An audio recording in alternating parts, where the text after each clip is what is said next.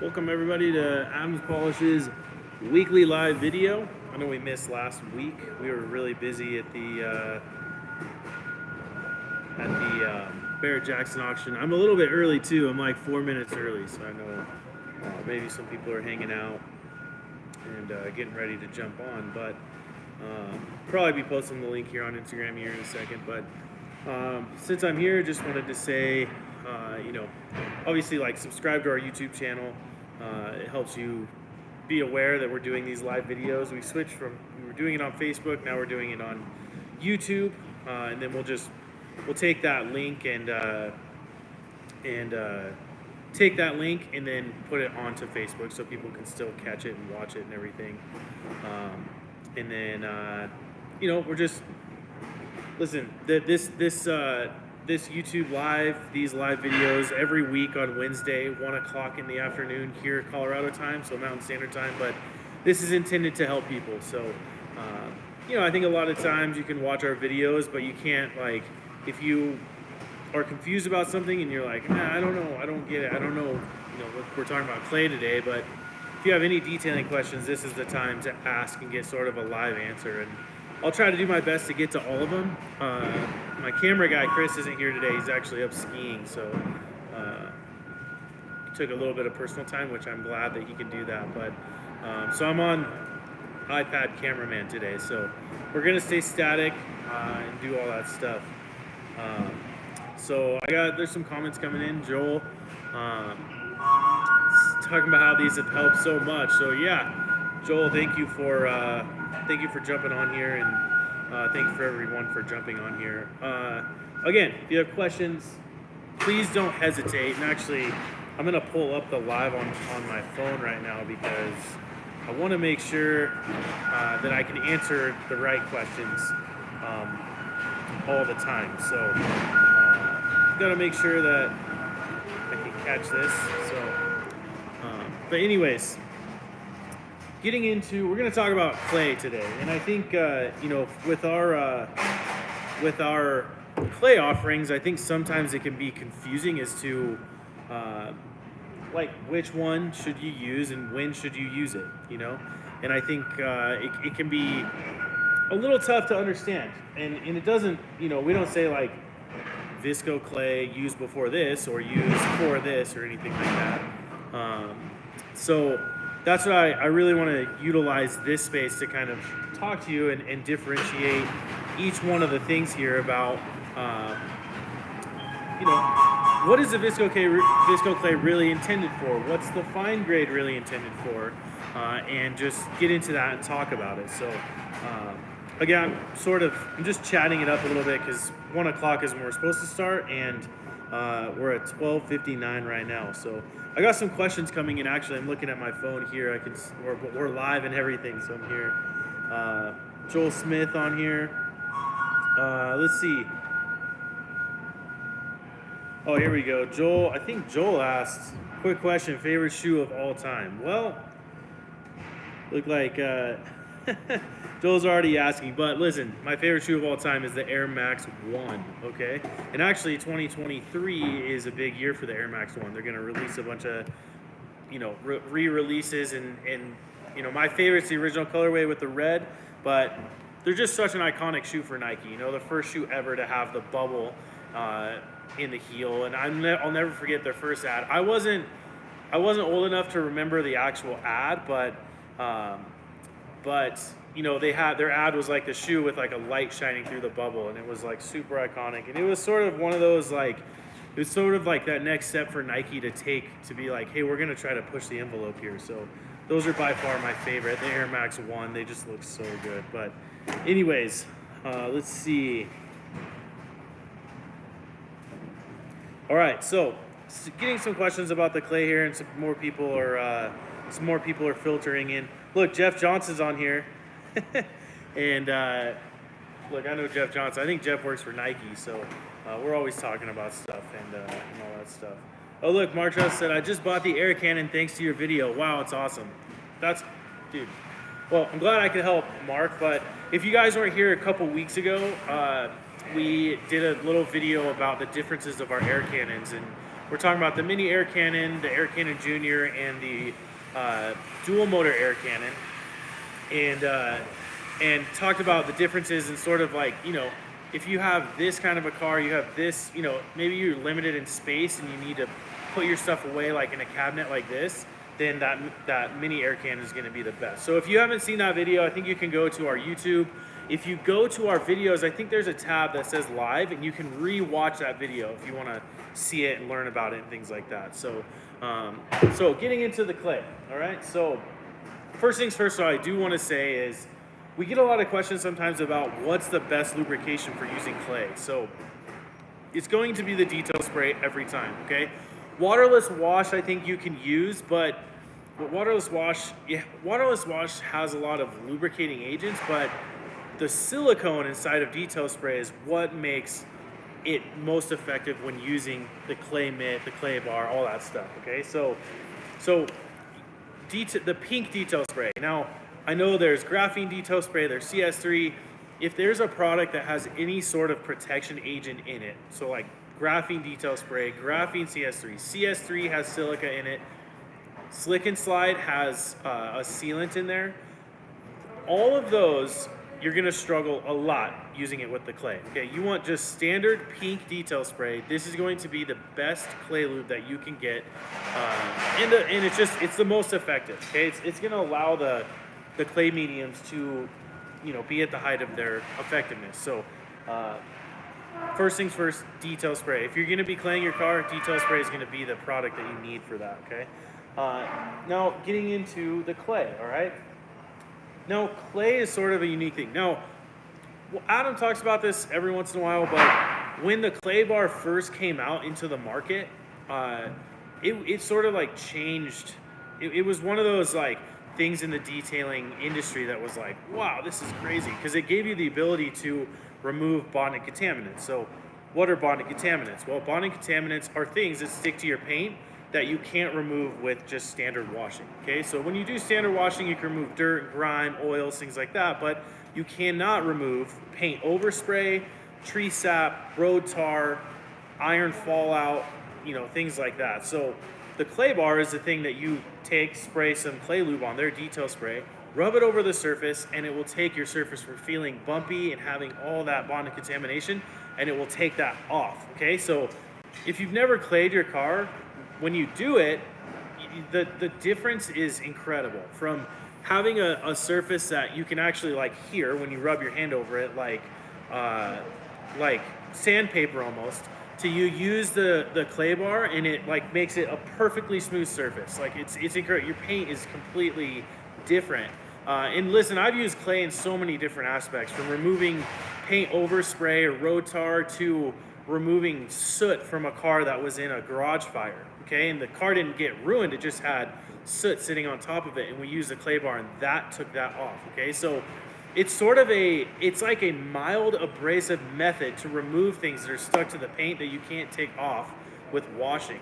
And clay comes in many different flavors, many different types of effectiveness, okay? And that's mainly what I'm going to be talking about today. Let me just look down and see what kind of questions and everything we're getting. Let's see. Jeff. Oh, hey, Mark Kuzma's here, present and accounted for. Let's see. All right, so. Oh, look, Nico RS from France. That's really cool. Welcome, Nico. If you can comment on here, tell me what time it is there. That's really cool that you're here from France. All right, so I'll just get into this. So, talking about the differences. So, I'd say the clay bars are constructed different ways. So you have some that are a little bit more aggressive, some that are less aggressive. Now, if you're using a more aggressive clay, it's for more of a specific thing, okay? Using a less aggressive clay is for a specific thing. So getting into the least aggressive clay is gonna be sort of the fine grit clay or the clay mitt, okay? I'd say probably the clay mitt is probably the least aggressive of the 4 clay offerings that we have. Okay, now the clay mitt, sort of a unique product in which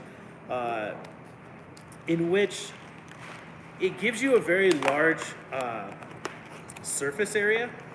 You can see it's like sticking to the plastic here because of the clay medium in there. Okay, so the clay mitt, it's sort of a unique product, so check this out, okay? So you have this side, which is sort of like just the standard like material that's made out of. It's sort of a spongy material, and then you have this side where the actual clay medium is on here, okay? Now, it's weird, on my hands it feels a little bit sticky, and the clay mitt, okay, the really cool thing about the clay mitt is that the surface area is much larger than when you use a bar, okay? So you can see, like, you can see the difference of size here, okay? Granted, you know, when you use the clay bar, you're gonna stretch it out a little bit, but it's not gonna be, it's gonna go a little bit bigger. So you can see the amount of work that you're gonna be doing with the clay mitt is much more, okay? So sort of interesting to see like size difference wise, okay? So when I am doing a maintenance clay, so I kind of do a maintenance clay every few months, I'd say like every 3 months, this is the product that I'm using. And the cool thing about the clay mitt is that I can do this during my wash process. Granted, you don't have to do it during your wash process. It's mainly when I'm using the clay mitt, but the cool thing is because it's sort of a spongy, it's like a spongy material, I like to put this in my wash bucket when I go to wash. Like I said, every kind of 2 to 3 months is kind of when I'm doing this process. But I can utilize the suds in my wash bucket with the clay mitt to be my clay lubrication, okay? So sort of the process and how I go about that is you wash your car thoroughly because we want to get as much of the, really want to get as much of the sediment and dirt and grime off first, okay? So we don't want to use this to grind that into the car. So sediment, any loose dirt, anything like that off the car first, and that goes through washing. So you rinse your car off, you foam it down, wash it with the wash pad, rinse it off, you have hard water sitting there. What I do is I re-foam the car, okay? Now I have this in my wash bucket. I take it out, this is like all sudsy and everything, right? And then I go through and I clay my car. I do the glass, the paint.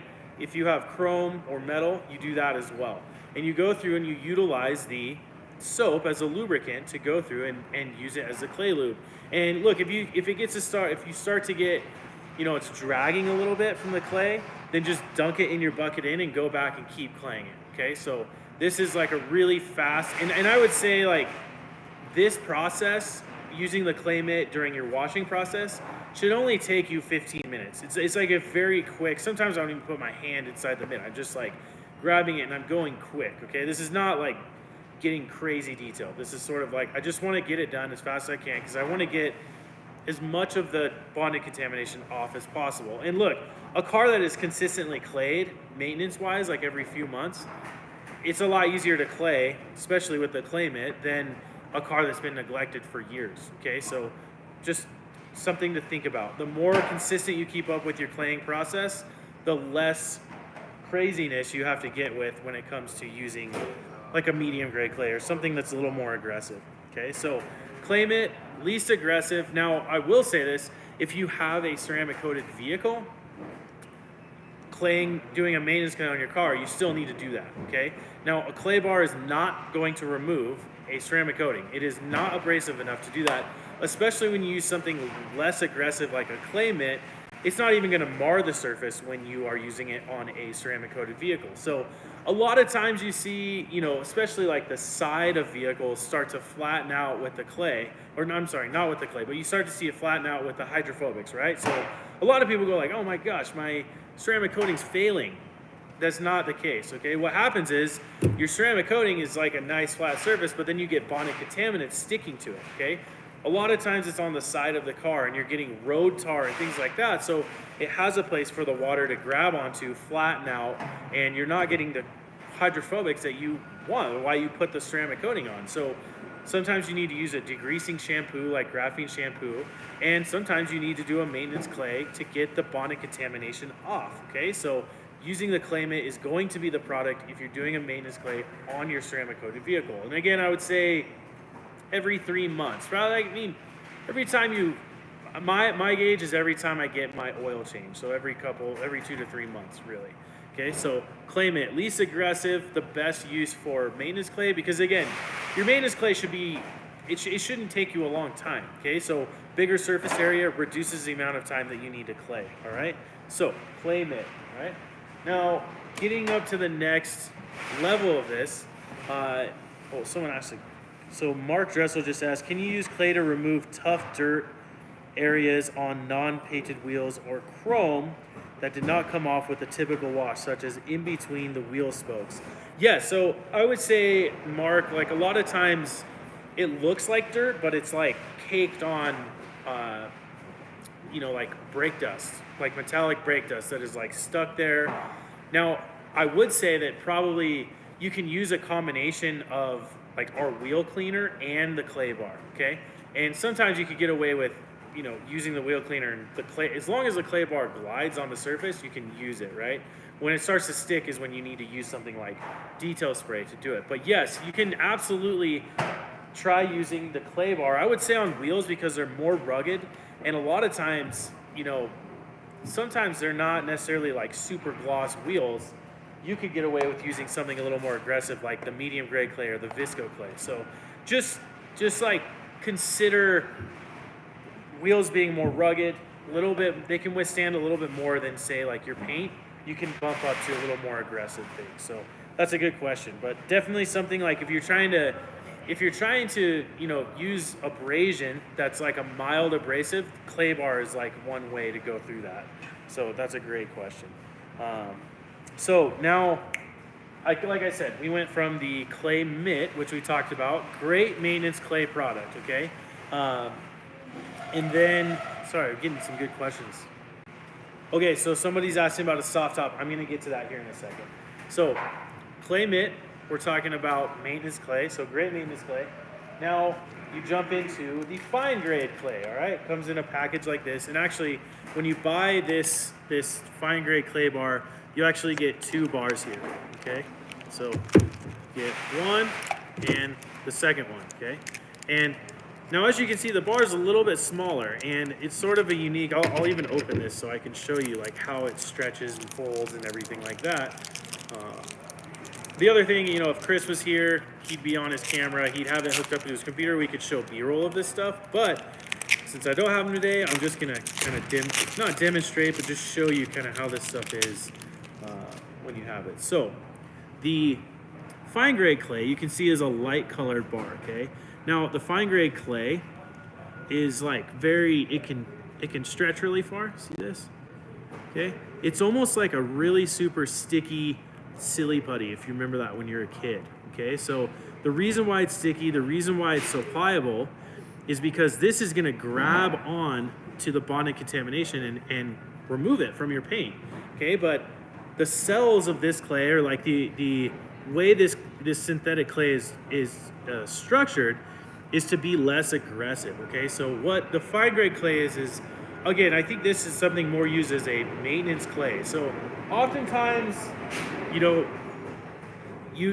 do the clay mitt, you're kind of careless with it, you're doing it fast, you're doing it quick.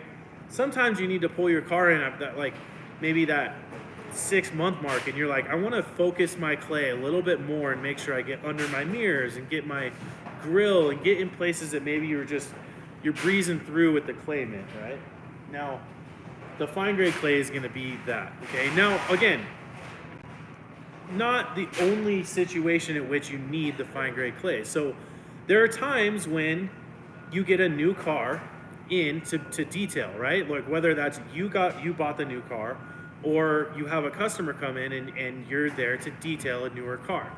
Oftentimes a newer car doesn't have as much paint overspray. I would say a newer car definitely has like industrial fallout, which is sort of like a reason why you would need iron remover. But industrial fallout is like things like rail dust, okay? A lot of these cars, whether they're being built in the US, Mexico, wherever, they're being shipped by train to like the different regions of the US, and then they go out on, truck transport to the dealerships. And when they sit on those trains, sometimes they're enclosed, sometimes they're not. It's all different situations, but the rail dust from those goes onto the painted surface. Now, the difference between rail dust and paint overspray is that rail dust doesn't sit and stick to the top level of your paint, where paint overspray does, okay? The rail dust or the industrial fallout are like metal shards, like shrapnel, that go boom and they stick into your paint like this, okay? So with the clay bar, you can kind of remove this top layer, but it's still embedded inside of there, and that's why you need iron remover, is to penetrate and melt away the iron particles that are actually embedded inside of your paint, okay? Now the clay, like a mixture of iron remover and clay bar is necessary to get the industrial fallout. So what I like to do is clay the top layer of the industrial fallout and then use iron remover to melt away the stuff that's embedded into your paint, okay? So a newer car is gonna have industrial fallout. So that's kind of a mixture of, when you're washing it, you do a iron remover process.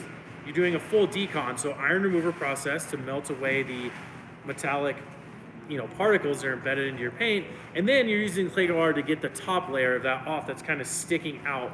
It's like sticking, the top part of my hand is like sticking out. Use a clay to take that off, okay? So a new car, you don't need to be super aggressive to clay it, because guess what? You may not even need to get to the point of polishing because the paint still looks great. So what you don't want to do is use an aggressive clay bar that mars the surface, and then you for sure have to polish it, right? So there are some instances that are like not maintenance clay or not a non-maintenance clay process that you can use to get your car ready, and using a more less aggressive clay bar, like the fine grade clay, is going to be a great tool and process to use for them, okay? So that's kind of the explanation around fine grade clay. It's a smaller, it's a smaller clay bar, something you can still use. Listen, you can still use it when you're doing the washing process, just like the clay mitt, but it's also something that is intended for more, I wouldn't say spot treatment, but also,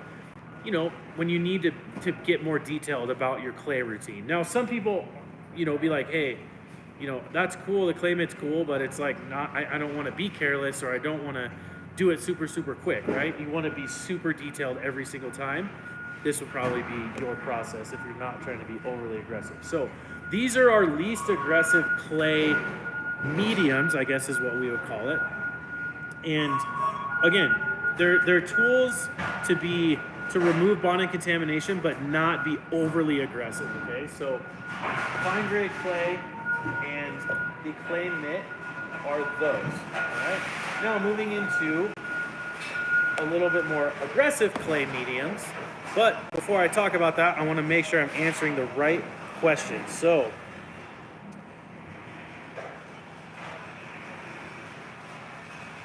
Mark Dressel says clay mitt is a total game changer. I love that. It definitely is. It definitely, like, once we had those come in, it was like it made our maintenance clay process like so much quicker, so much faster, so much easier.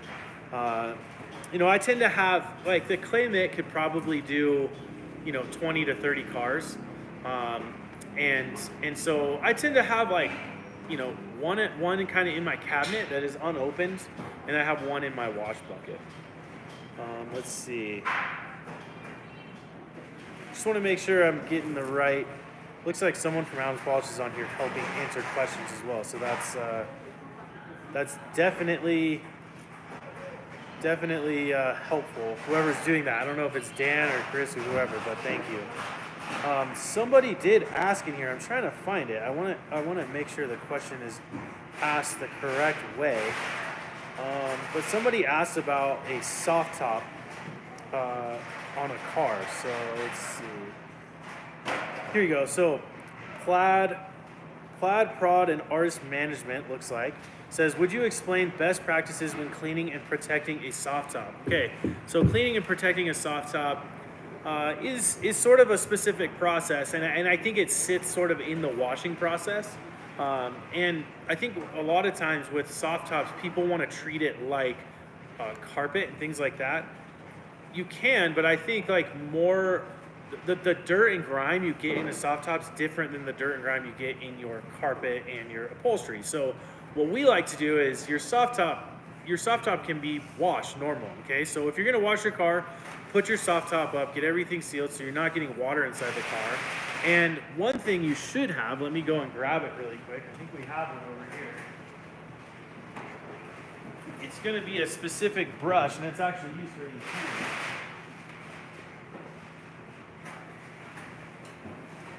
Yeah, here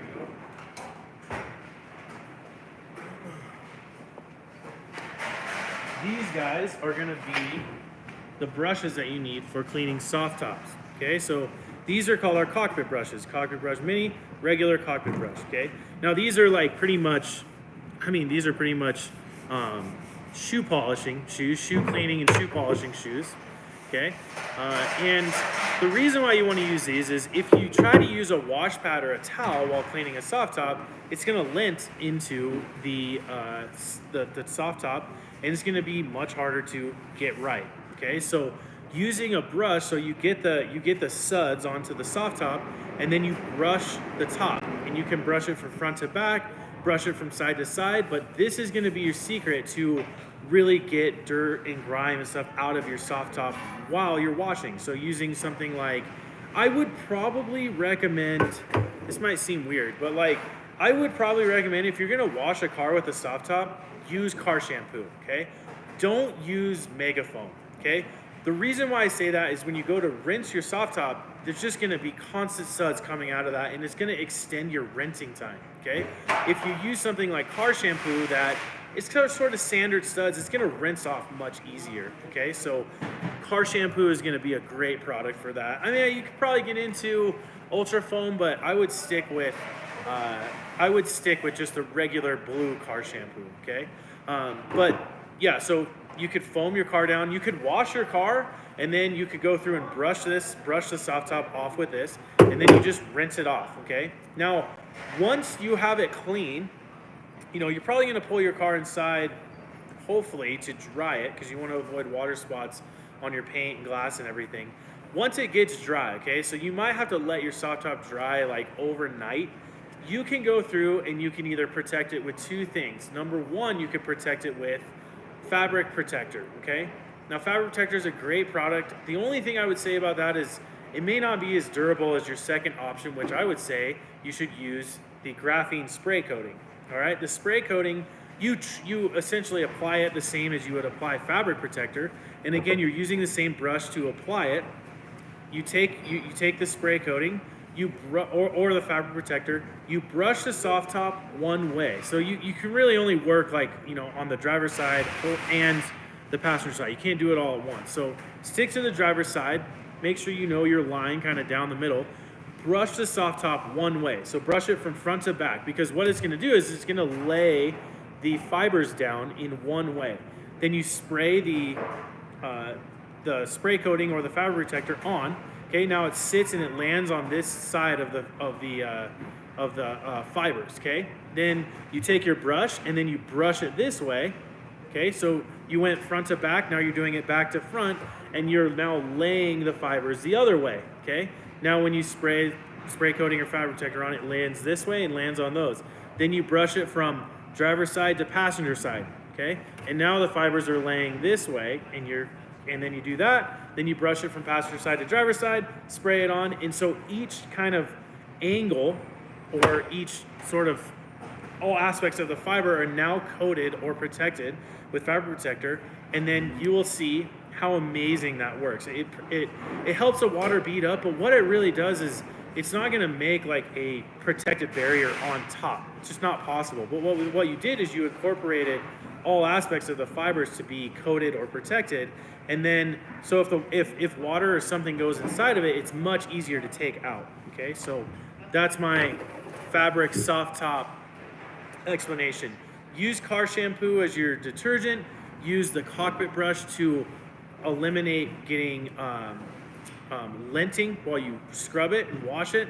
Rinse it off with water. Once it's 100% dry, then use either graphene spray coating or fabric protector. I would say use graphene spray coating on a soft top that is black or gray. Use fabric protector if it's on a soft top that is, like this color, like tan or red, or something that's a little bit lighter of a color. So there you go. Had a bunch of stuff fall in. So plaid PLAD Prod and Artist Management asked, what about graphene shampoo? You can use graphene shampoo, but again, graphene shampoo has extra surfactant, so it's gonna foam a lot. So I would say, you know, probably regular blue shampoo and graphene shampoo are gonna be the best for cleaning a soft top. So there you go. Now, okay, so now we're gonna, I wanted to address that before I forget. Now I'm gonna get into the medium, sort of medium level, more aggressive type of clay. So you have something like the medium grade clay bar and you have the Visco clay, all right?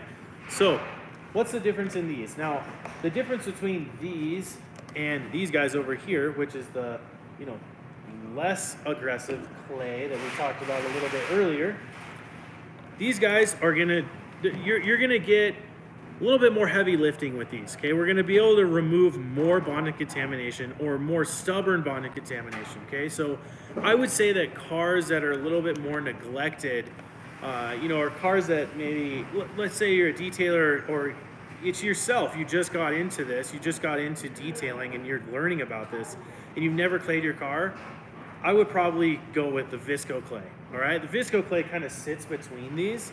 It's a little bit more effective, but you know, in some instances, you're not gonna see a lot of marring coming from Visco clay, whereas the medium grade, you're gonna see marring, but by gosh, is this gonna do a lot of work. So, so what I will say is the Visco clay, which I really like, this is, you know, I'd say probably my maintenance, I'm using the clay mitt, and when I'm doing stuff before I'm actually gonna polish, I'm using the Visco clay. Now, I will tell you why I love the Visco clay so much. The Visco clay comes, well, first off, it comes with this geo impression tool, okay?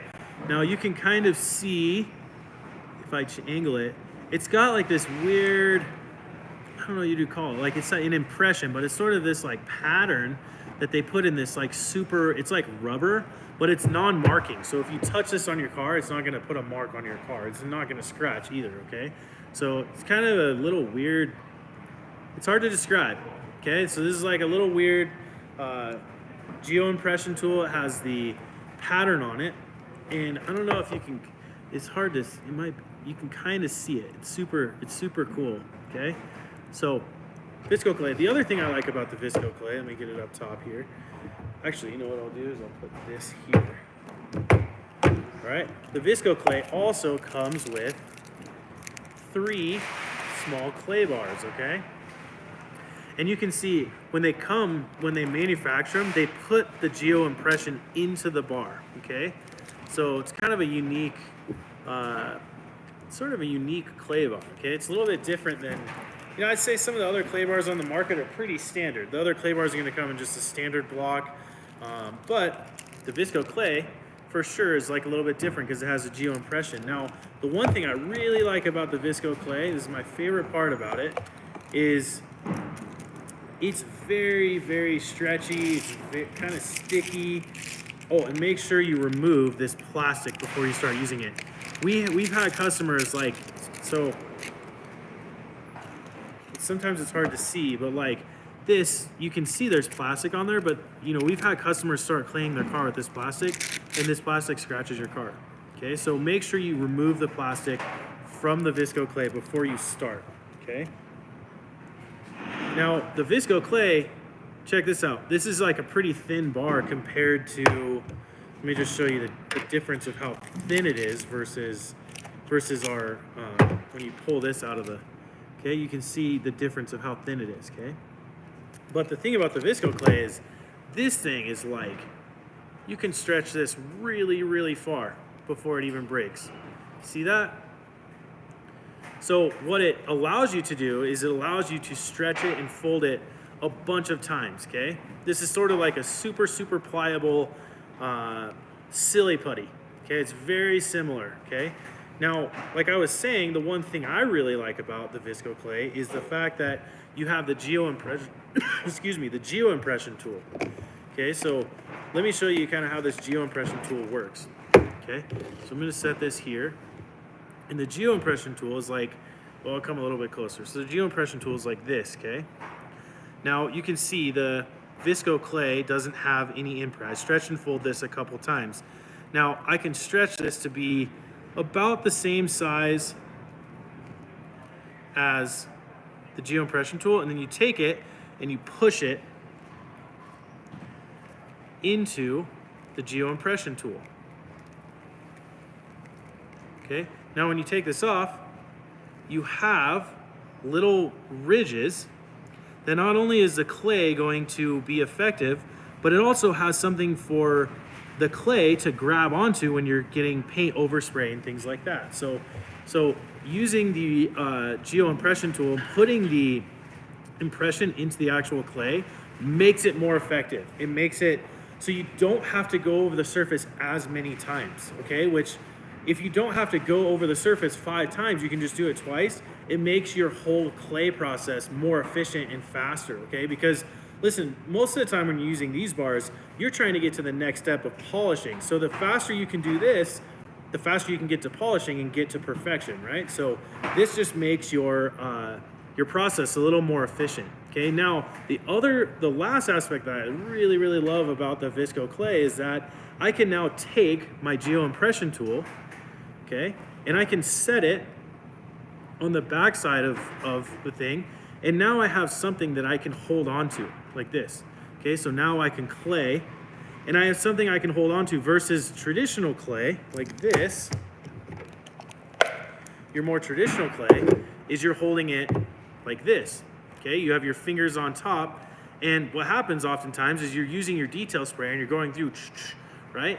And then it gets underneath your fingers and whoo, your hand slides off, and this goes and it falls on the ground, and then you got to take this and like that, drop it, and you throw it away. Because when you get little pebbles in here, you're just gonna scratch the heck out of your car. So having the geoimpression tool that also acts as like a thing that you can hold on to, I think makes it very, very effective, along with that impression that goes into the Visco clay. Now, when should you use Visco clay? Visco clay, I would say for a car that's been neglected, Visco clay is gonna be great. Now, Visco clay, I would say too, is like a clay bar that every detailer that follows us, that is a part of Adams Polish's network, should have the Visco clay, because it's going to be the most effective clay bar before you get into polishing, okay? It's not gonna cause a lot of marring, maybe a touch, but it's going to make your claying process very efficient, very quick. And again, it's like something you can hold on to. Again, it comes with 3 bars, just more than enough to really get you through doing multiple vehicles. So the Visco clay is awesome. I am a huge advocate for the Visco clay bar. Now, bumping up to our most aggressive clay bar, you're getting into the medium grade clay, all right? The medium grade clay comes from the same manufacturer as our fine grade clay, but the difference of it is sort of like how it's constructed. The sort of, I don't know if like the best way to say it is like the graininess of it, you know? It's just a little bit more aggressive. It does more work by doing the same process. So sometimes I like to explain it in the sense of like you guys are pretty well educated on the like polishing process, right? Like you have compound and you have polish. Now the compound, you use it the same way, maybe with a different like polishing pad, okay? But the compound and the microfiber pad do more work than the polish and the white foam pad, okay? This is like, I'm not saying this is gonna remove scratches, but same concept. Like you're using the same clay lube and detail spray with this medium grade clay bar, but this is gonna do more work. And this is like really sticky. You can see it's like sticking to my fingers like really a lot. So it's more sticky. The cells of the clay are a little bit larger. It's just a little bit more aggressive than the fine grade clay. And realistically, like the main way to tell the difference between these two is the color, okay? So fine grade's white, medium grade's gray, all right? Now, what I would say is if you have a car that has oxidation, a ton of paint overspray, a ton of industrial fallout, a ton of tree sap, and you need to be aggressive about it, medium grade clay is going to be the tool that you need, all right? So oftentimes, you know, I've detailed cars that have been neglected for 10 years. you know. And if you're really trying to get a big turnaround, you need to do the heavy lifting with medium grade clay to get all that bonding contamination, all that oxidation off, and then going into your polishing process. Like, it doesn't matter if you mar the finish because you're gonna polish that car anyways, right? So this is like your most aggressive clay that it's gonna get you further in the process. And again, what we want to do is remove any variables that take, remove any redundancy. So if you're going to use the fine grade clay, right, and you're not going to get as much of that bonding contamination off, let's say it's on a car that's been neglected, then what happens is you start polishing and your pad gets loaded up with industrial fallout, paint overspray, tree sap, and then you're going through more pads and makes your whole process less efficient, right? Use the medium grade clay to do more of the heavy lifting before you get to the polishing process to then make the polishing process more efficient because you're not going through as many pads, and you can be polishing clear coat versus clear coat, overspray, industrial fallout, all that stuff. Okay, so medium grade clay is one of those that really can get you far by just utilizing the same process. And actually, somebody just asked on here, Joel Smith, who's been super active today. Joel, thank you for hanging out with us, and thank you for all your comments. But Joel said, have you ever used the impression tool with any of the other clay than just the Visco? Absolutely, yes. And that's one thing. If you do have the Visco clay and you have, let's say that you use your Visco clay up and you threw it all out, but you still have the impression tool, absolutely you can still take this and you can still push this onto the medium grade clay to, again, make it super effective. So I think more what I was talking about, Joel, is like if you don't have any of the clay, this is just like a selling point to having the Visco. But if you bought the Visco clay and you've had it for a while, and then you ordered fine grade clay or you ordered the medium grade clay, you can still utilize the geo impression tool, and also, like we're talking about, something to hold on to while you use the medium grade clay. So 1000%.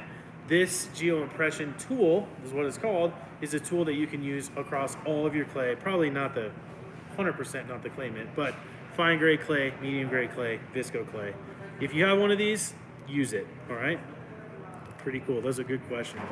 Do any of you guys have any questions about clay or anything around that? I would say too, like another thing you can utilize a clay bar for, I've done this at my house, is I have glass shower doors.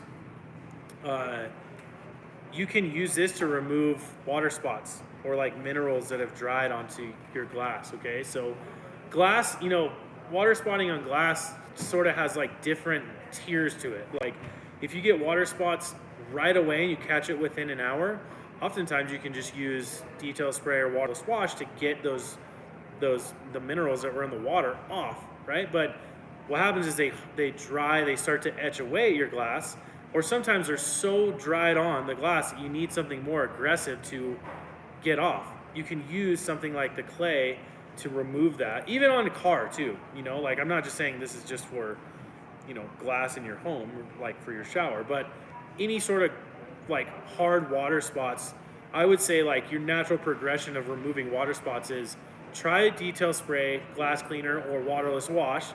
If that doesn't work, try detail spray with a medium grade clay bar, because glass doesn't necessarily swirl or get marred like paint does. And then if that doesn't do it, then you can polish it. But oftentimes this is a great tool to remove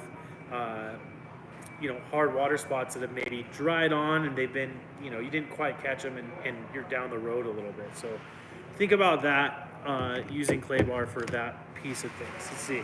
I want to make sure I touch on all this stuff. There's a ton of comments, a ton of questions. I don't want to leave anybody out. But yeah, keep asking me questions if there's anything about, if there's anything, it doesn't even have to be related to clay. You can ask me really anything you want. So,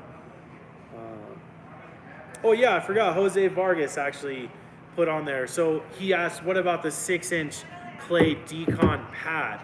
And that is, it's essentially like, I don't even know. I might have one over here. Let me check. I might have one.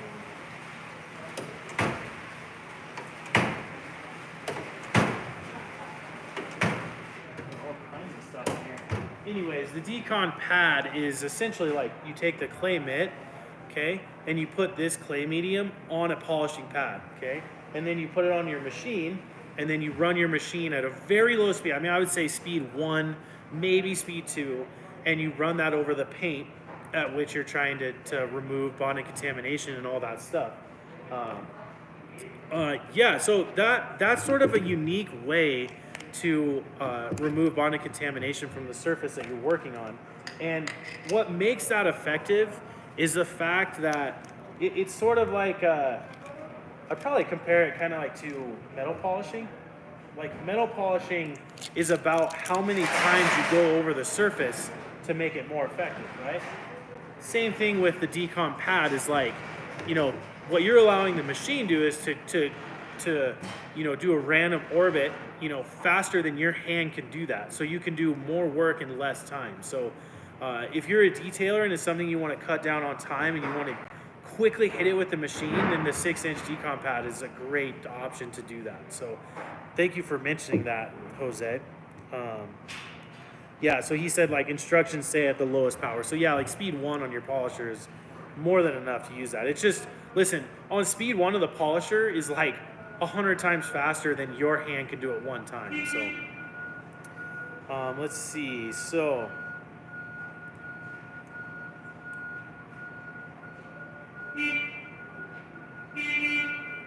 yeah, again, like some people are talking about like the lubrication aspect. So yeah, so then Daily Brian says, how does one precisely remove water spots with a clay bar? You know what I would say, Brian, is like the medium grade clay is going to be probably the best option for claying glass. And I think we have, well we used to have a ceramic protection product for glass, and you needed to clay it before you applied that, and this clay bar went into it, the medium grade. So yep. Oh, Joel Smith, what shoes are you rocking today, Joe? I can't, maybe I can show you, but they're like all black with a white Nike. I can't remember, why can't I think of the name of them anyways? They're kind of some Nike SBs, which I really like. Let's see, Jose Vargas says, what about an updated cordless swirl killer? Well, stay tuned, I'll just say that. How's that? Yeah, exactly, Joel, stretch. I mean, I haven't put my leg up that high in years, so. Let's see, I just want to make sure I got everything on here. Looks like Cameron Chaveria just ordered the standard water deionizer. Super stoked for it. Dude, you're going to love that, I promise. It makes washing, the whole washing process way better. And what I would tell you for sure, where is that?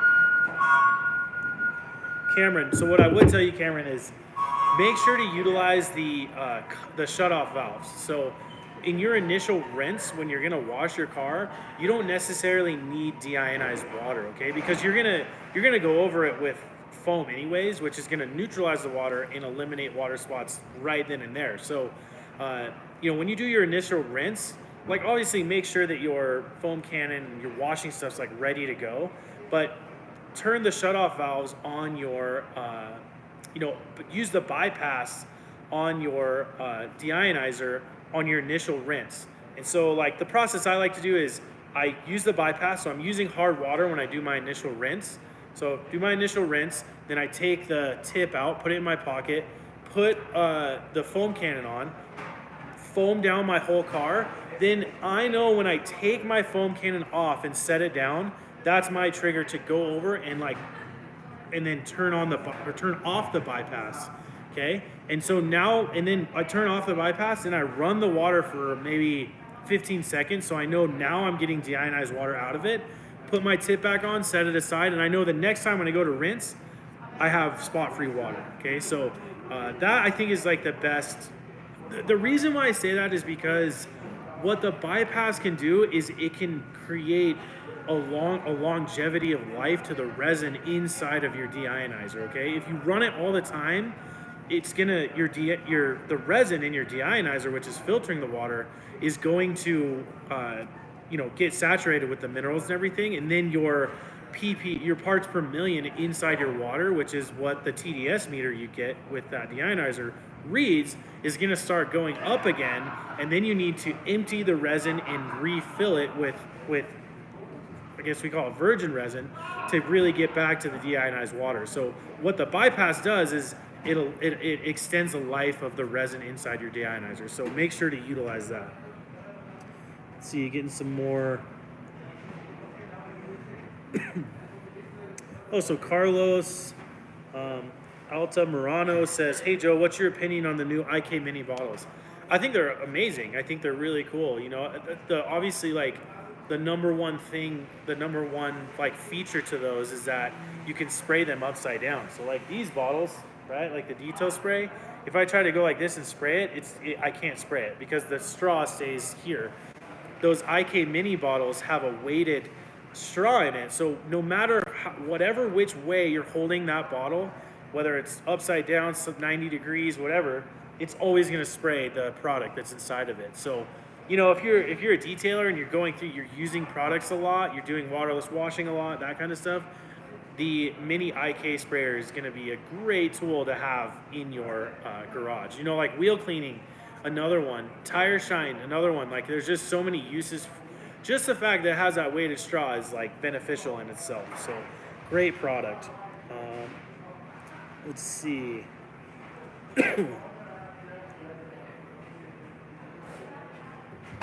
Just going through and getting some.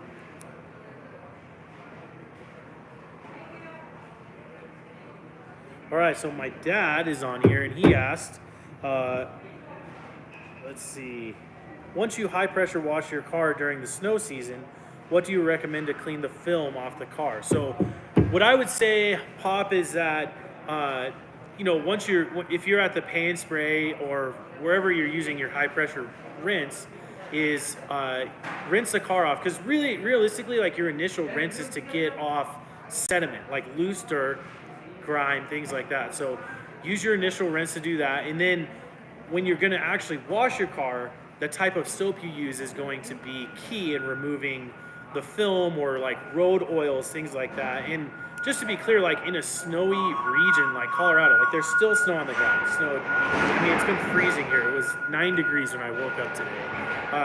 There's still snow on the ground. And what happens is road grime, dirt, exhaust, brake dust, all kinds of stuff gets incorporated into the snow. And then as you drive, that snow gets kicked up onto your car. And now you have, oil, exhaust, all this stuff on the side of your car. Now, ceramic coatings, things like that are not they're not oil proof. They're not industrial fallout proof, all that stuff. They're hydrophobic, right? So yes, it aids in water beating up and falling off, but if there's a layer of road oil on your car, it's going to stick to your car. So you need something to get that off. And that's like what my dad's referring to is how do you get that off? And I would say using graphene shampoo is the best shampoo to use to really get that off. A quick detailing, like old school detailer's tip, is if you don't have graphene shampoo, then you can take your standard car shampoo and put a couple ounces of all-purpose cleaner in it. And the all-purpose cleaner is a degreasing type of product. It's like Simple Green kind of, right? You can put a few ounces of that inside your car shampoo and do a Decon wash. You can also use, we have strip wash that works really great too. So sort of pick what flavor you have, or if you don't have graphene shampoo but you do have regular car shampoo and some all-purpose cleaner, use that method. If you do have graphene shampoo, you should use that. And I would say throughout the all winter months, graphene shampoo is probably going to be one of your best options as far as just using it in your bucket, using it as a standard soap. So that's a good question. Joel Smith says, Papa Joe, welcome. That's cool. So even Mitchell said, hey, that's what I want to know. So Mitchell, you kind of said, I want to see if there's plans for a touchless solution for a foam cannon. So, touchless, touchless is one of those things that I think you can get so far. Like, Yeah, and here's the thing: what you don't want to do is compromise your paint, your plastic, your glass, certain components of your car by using an extremely aggressive chemical. So, uh, touchless, I think, can only get you so far. But like, I think it's of my belief as well. You could probably ask Adam, but having a nice um, wash pad to agitate it is really helps you get that stuff off. So a mixture of like graphene shampoo or like car shampoo with the all-purpose cleaner mixed together and using it as your wash chemical is gonna be really great. And then like I always, it's always good practice that like once you've washed it and you pull it out. I talked about this on our winter washing video that's posted on our YouTube here. Once you pull it out, probably using detail spray is okay, but using something like standard CS3 is going to be a huge benefit to your car during the winter, because not only can you go spot treat areas and remove, say you miss some areas that have oil on it, you can use CS3 to really get that off, but also utilize the silica that's in that to boost whatever protections on your car, so the next time you come back it's easier to clean it, right? So utilizing like kind of your after wash touch up CS3, I would say too, is like another aspect to that works really well. So just another thought about that. Let's see. All right, Mark Dressel. Well, let's see.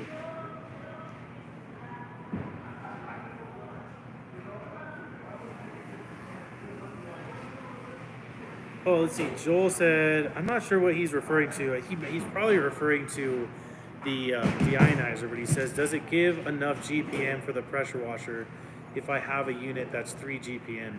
I think like your water source, like your GPM, I think is rated through like the pump that you're using in your pressure washer. So as long as you have like a steady water source, I don't think you lose any pressure out of the deionizer. It's just like where the water's traveling through to get to that point. So I don't think there's any concern about GPM when it comes to utilizing one of our deionizers. Let's see.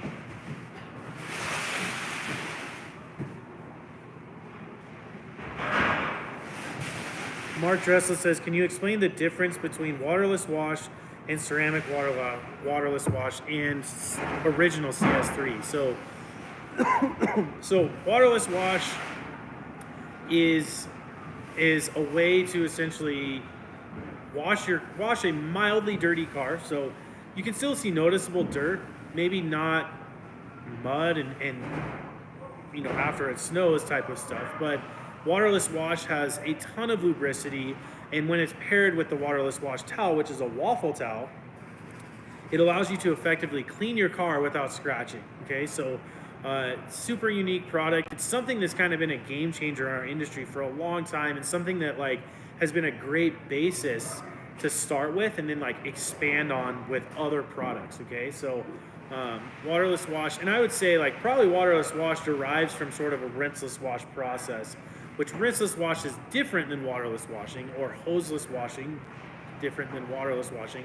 But a lot of people are taking kind of rinseless or hoseless wash products, diluting them down, and then using them as their spray and wipe product, but allowing the lubricity to do the work of pulling dirt away from the vehicle, and then when you wipe, your towel glides, pulls it off, and you're not scratching. So waterless wash is just like a unique, I would say anybody that has a car that's not driving it, like it's not a daily driver, but it's something you enjoy for weekend drives, or it's a show vehicle, waterless wash absolutely should be in your detailing arsenal, whether that's a 5 gallon, a gallon, or a bunch of 16 ounces, because it's something you're going to use a lot. Okay, so and I would say too, like even really old classic cars, like my dad who's on here has a 1935 Ford.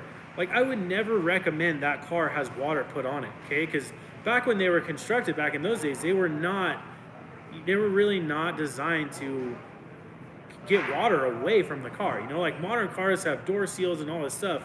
Older cars, especially when they're aging, you don't want to be like pressure washing and doing all that stuff. So waterless wash is a great tool for that as well, okay? I know there's some people even here at Adams Polishes that, like our guy Elon, he has a E30, and he uses waterless wash a lot because, granted, he does wash his car, but he's not driving it consistently all day, every day. Now, like I was saying, waterless wash is a great foundation of a product, but what people did is then they took that and they said, okay, well, what if we took everything that's great about waterless wash and we add some protection to it, right?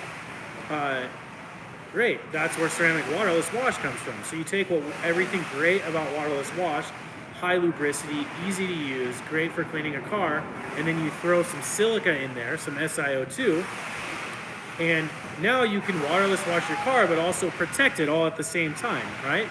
So that's sort of where ceramic waterless wash started to come about, right? Now, one thing I will say about when you add protection to products, they struggle to work consistently and streak-free in warm type of climates or warm days, right? So you guys know this, like your car could be outside sitting in the direct sun. It could be 40 degrees outside, but the panel of your black car sitting in the direct sunlight will be 90 degrees, right? So you'll spray a product like ceramic waterless wash on, and you go to wipe it and it's like streaky, and you're like, what the heck? It's only 50 degrees today. Well, not on your car, okay? So right when you sprayed it, that silica and ceramic started to dry instantly and cure. So then when you go to wipe it, it's not moving around because it's intended to sit there and protect your car, right? So ceramic waterless wash has become finicky in certain climates, right? So that's not a bad thing, but you just have to realize that, you know, you can get some streaks out of like a ceramic waterless wash or CS3 and things like that. And that's why I tend to say when you get into products that have protection in them, I would avoid them as drying aids, okay? Because when you're washing your car in the heart of summer, the hotter it is, the less the protection type of products perform in the direct sun and in the hot weather. Now, so we went from waterless wash to ceramic waterless wash to kind of reap the benefits of protection. And then we create something called CS3, which is the C and the S stand for ceramic spray, and the 3 stands for 3 different things that it does, okay? So technically it's like a ceramic spray because you're using the ceramic, which is silica or SiO2, and then the 3 things that it has in it is the waterless wash aspect, so it has lubricants to be safe while using it. The second thing it has in it is the silica, so like now you're talking about a ceramic waterless wash, but then the third one you put in there is everything that's great about detail spray, so the shine enhancement. So CS3 is a ceramic spray that has waterless wash capabilities, protection capabilities with silica, and shine capabilities with the silicone, and a little bit of wax in there with detail spray. So what happens is we put a little bit less silica that's in the ceramic waterless wash, but we added the shine enhancement with detail spray. So that's why it became a favorite amongst so many people, because you use CS3 and it, I mean, when you use it, it just glides and it's amazing. So that's the waterless wash aspect. And then, you know, if you hit it with water after, it beads up and looks amazing. That's your silica aspect. And then lastly, it looks amazing. It's shiny and you're like, oh my gosh, my car's never looked this good. That's the detail spray working. So it's sort of a natural progression from like everything that's great with waterless wash, everything that's great with waterless wash and silica protection, and then everything that's great with waterless wash, silica protection, and shine enhancement with detail spray. So that's sort of the progression of what waterless wash started to and kind of what it has grown into. You know, it's, again, CS3 is a great product. It's one of those things like you can use as a drying aid, especially in like mild weather, like 50 and 60 degree days, maybe a little bit 70 degrees, but when you're bumping up to 90 degree days, 100 degree days, detail spray is going to be the best drying aid that you can use. So I hope that's a decent enough explanation about that. Let's see, I'll take probably 2 more questions. I'm about 65 minutes into this. I would try to keep it around 60 minutes, but Joel says, oh, CS3, I want to drink that stuff. Let's see. Let's see.